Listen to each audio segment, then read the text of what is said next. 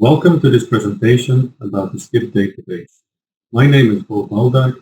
I have been the project coordinator for this exciting project for the last few years, and I'm excited to tell you a bit more about how to get prepared for SCIP.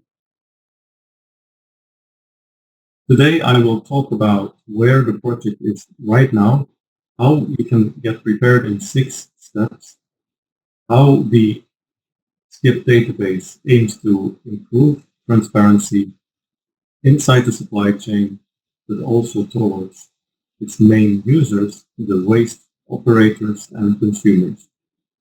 And finally, I'll conclude with a few take-home messages.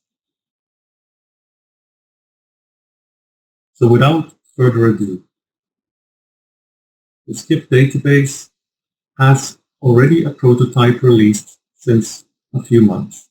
We wanted to make a first version available for testing by its users to collect feedback about where certain features can still improve and how the specific items in the SCIP prototype work can best be used.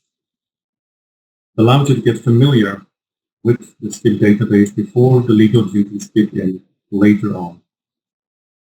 All the data that you are submitting to the SCIP prototype during this test phase will be deleted at the end of the test period and will not be considered as official SCIP modifications.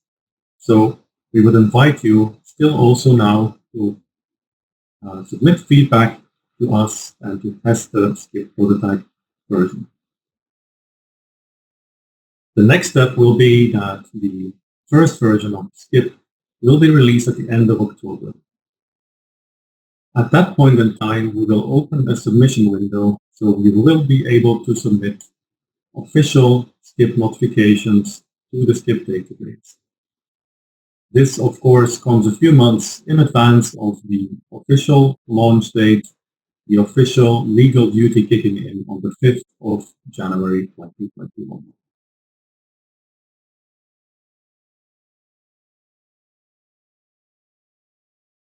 So then let's have a look at how you can best get prepared for the SCIP database. We have defined 6 steps.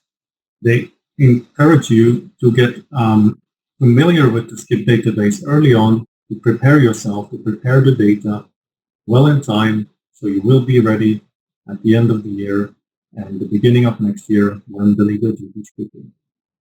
So let's have a closer look.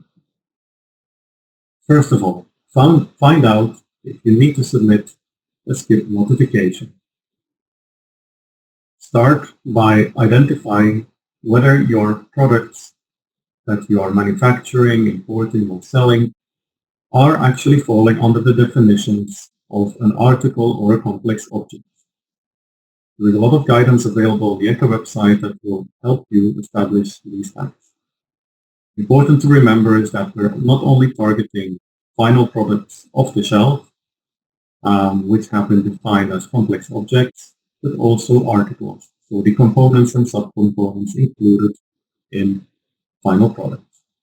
So in the examples displayed here, it could be the finished bike, but also all of its components. As a next step, you need to have a look at when a SCIP notification duty will apply. So if you have established that you are manufacturing an article, you need to have a look at the candidate list, which is a list of 205 substances at the moment, of substances of very high concern. If one of your products or articles contains such a substance of concern in a weight-to-weight ratio of 0.1%, you need to submit SCIP notifications. This follows the logic of the REACH regulation, where such duty to inform has already existed for many years. Next step, who needs to submit SCIP notifications? The legal text speaks of any supplier of articles So what does that mean, any supplier? It includes EU producers and importers. It also includes assemblers and distributors. However, we have clarified that retailers who are only selling to consumers are not included in the legal duty. And what about non-EU suppliers? Well, very clearly, if you're located outside the EU, you don't have obligations towards the SCIP database. However, imported articles do fall under the obligations, so you shall, of course, give support to your importers of these articles to fulfill their obligations under the SCIP database.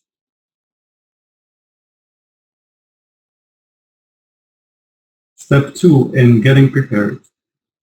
Get familiar with the information requirements that ECHA has defined together with the Commission and its partners. What do you have to submit to the SCIP database? In essence, it comes down to 3 main elements of data. First of all, we need to identify which article contains the substance of concern. So we need some information about the article or product that you are manufacturing or importing.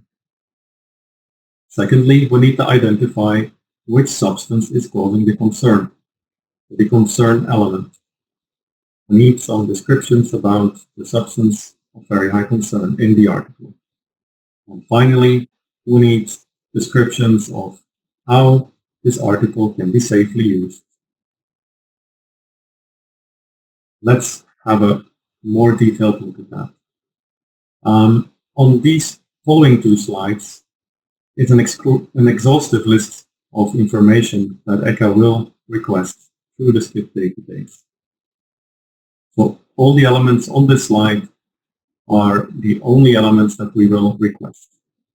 Then a further clarification is that any items listed here in blue are mandatory fields.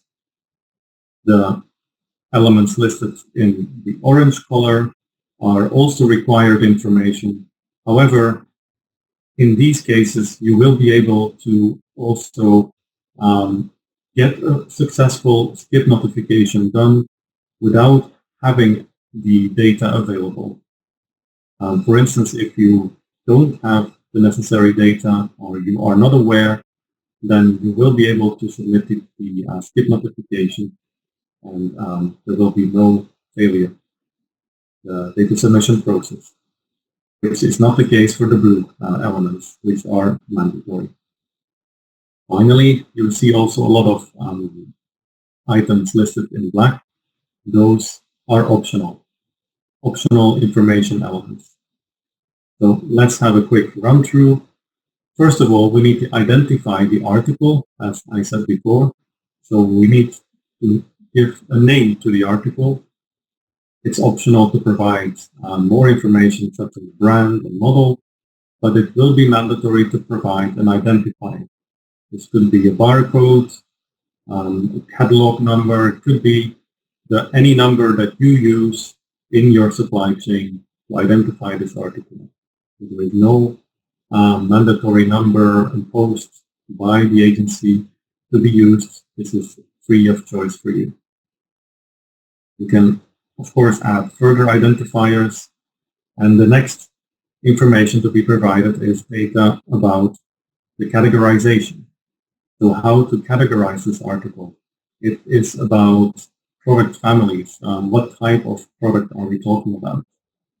We also need to know whether the article has been produced inside the EU or not. Then there are optional elements about the characteristics of the article. You could add a picture, which is optional, but also describe the color, the weight, the dimensions of the article. Safe use instructions are also required, but it may be that this is not really applicable for the particular article that you are manufacturing. Disassembling instructions are also encouraged, but are optional. Then when we are talking about a complex object, which is composed of several articles, you will have to repeat this information for the articles contained in the product. But of course, remember, this is not a full product disclosure. These are only the articles that have an SPHC inside of them. So we hope that this is really a small number of articles that are concerned by this legal duty. Then, about the concern elements, this is about describing the substance of concern, the chemical that causes the concern, because it is a candidate list substance, which is one of the 205 substances on a list defined by ECHA. And we need to, of course, identify this substance. We also need to describe a concentration range, how much of the substance is included in the product. Then we need to describe a material category.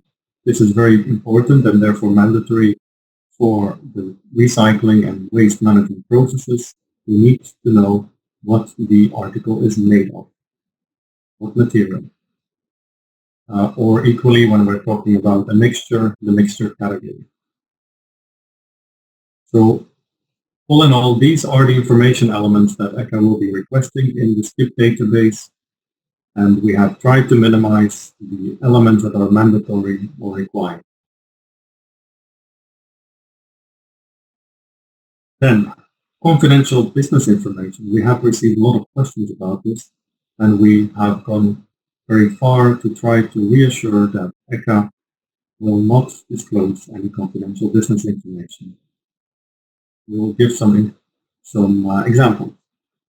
For instance, data about who submits the SCIP notification will not be published on the ECHA website when we will be sharing this information with consumers and with waste operators, because we don't want to disclose any links within the supply chain. Similarly, we will not disclose identifiers of articles that have been notified as such, or identifiers of top-level articles, complex objects. In those cases, we will disclose, because there we don't see that. And then finally, about the level of reporting, we would also like to remind you that you have a responsibility yourself to try to avoid disclosing confidential information. We don't have all the power to impose that. We need to make sure that in free text fields in the database, no such information is inserted, for instance. We also have to make sure that commercially sensitive information, such as detailed product composition or trade volumes, does not come out from the submissions that you make based on the level of reporting, how many layers of reporting you are living. So a certain level of detail is required, but we have to be reasonable and avoid disclosing any detailed product. The third step that we recommend you to follow is to analyze your portfolio of articles and products. So the key questions to ask yourself are, first of all, do I have such articles in my portfolio that contain substances of very high concern? Always, of course, in a concentration above 0.1% weight per weight. If you don't have information about that, you need to talk to your suppliers. If you don't know the composition of the products that you are selling, you may need to get in touch with your suppliers indeed to get that information from them. You have such right. We will request it from you, so therefore this is very important. Also, we have a strong belief that it will be very efficient to use a tracking system, an IT software, to trace any harmful substances in your supply chain. Doing this manually will be challenging. And last but not least, we would very much encourage you to have a second look at the articles that contain substances of very high concern and reconsider whether those particles cannot be produced without the substance of very high concern. It would reduce the number of notifications that you would have to make. You would not have any duties under the SCIP database if your products do not contain substances of very high concern. So this is an important point to keep in mind. Step 4, adapt your data. Once you know that you have legal duty, once you know that you have products that contain candidate list substances or substances of very high concern, you need to make sure that you have all the required information to submit notifications to the SCIP database. So you might have a certain level of information, but is it sufficient? Do I have the right level of granularity? Does it match the SCIP database requirements for information? If so, then it will be easier for you to submit that data in an automated way. ECHA has made available a system-to-system submission system. My colleagues will talk about that more in another presentation. System-to-system will really facilitate your life, as you can submit thousands of notifications in one go. So we really encourage you to consider that option. If we don't have the right level of information available, then of course only manual submission will be available, because you cannot link systems that are not having the right level of information to the ECHA systems. You may also want to consider if certain of your complex objects that are sharing components or subcomponents, or articles that have similar properties or composition, whether they could not be grouped into a single notification. To explain this a bit further, I'll give an example. For instance, could you group in one SCIP notification O-rings made of the same material with the same candidate list substance, perhaps at different concentration levels, or they may have different diameters or different weight or a different color? The essence is that articles which are made of the same material with the same candidate list substance could potentially be grouped into one notification and really reduce the amount of notifications that have to be submitted. So an important point to consider. I already touched upon the level of reporting for complex object earlier, but it is really key to define the right amount of layers for components and subcomponents to identify your product and to allow safe use, of course, including also at the weight stage.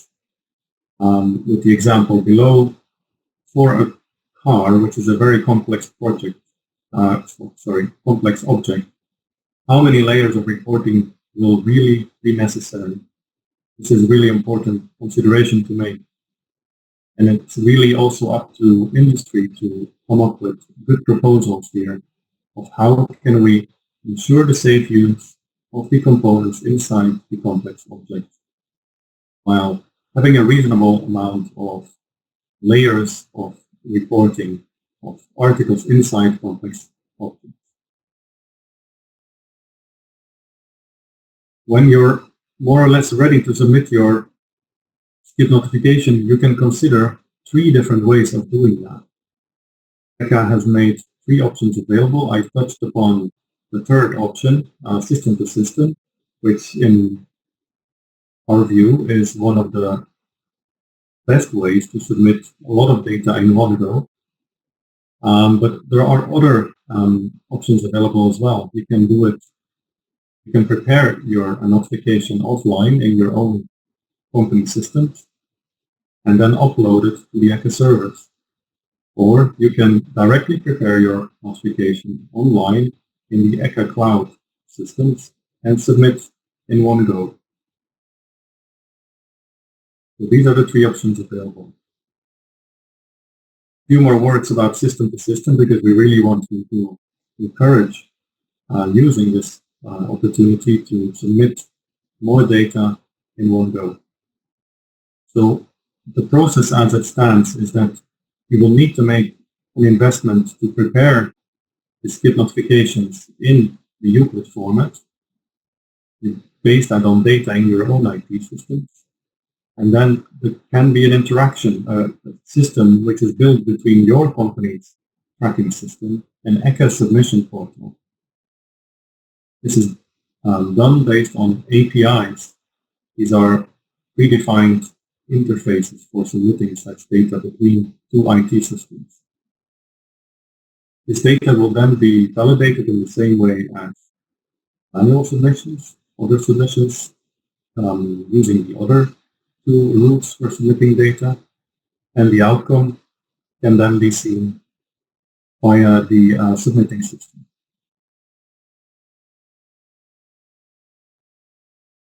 I want to also highlight a few other important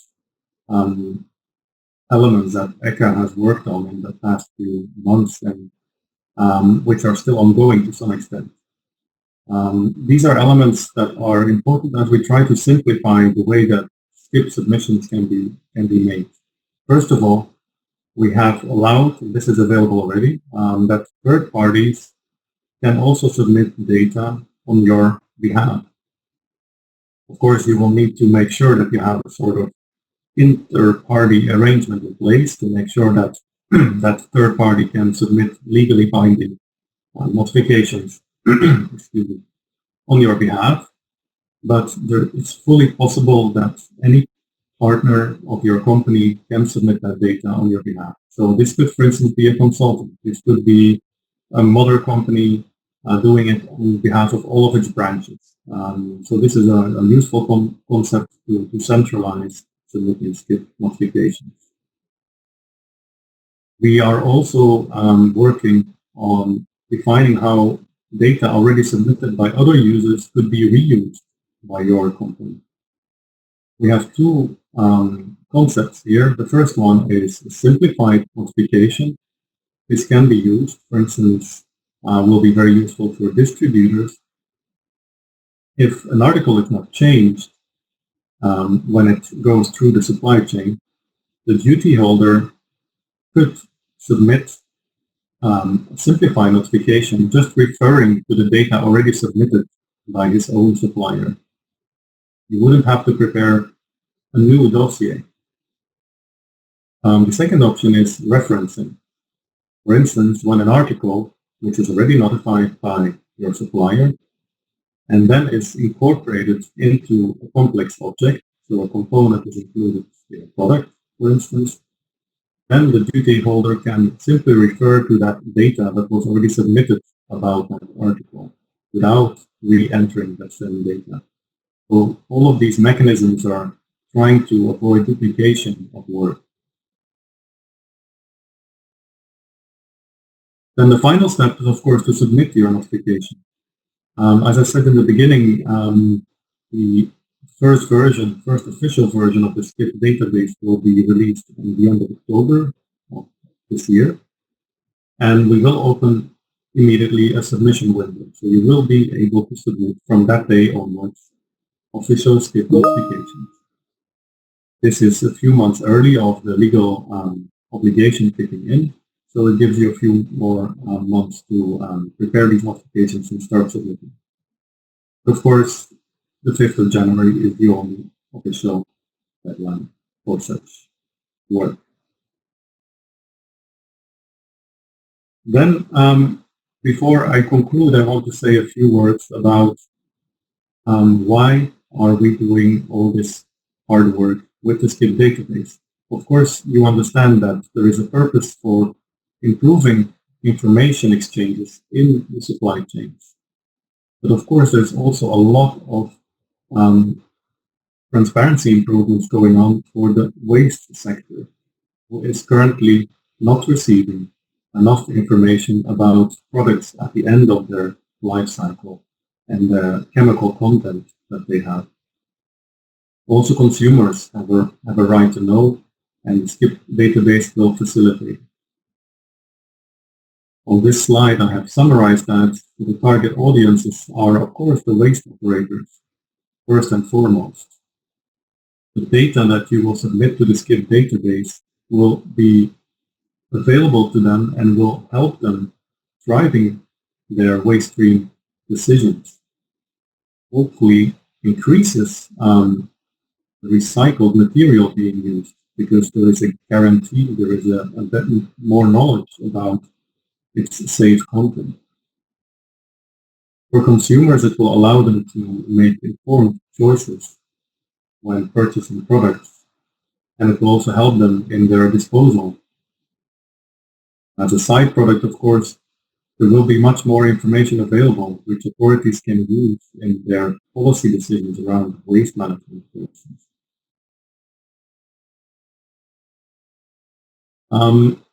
Few words about the needs of these users.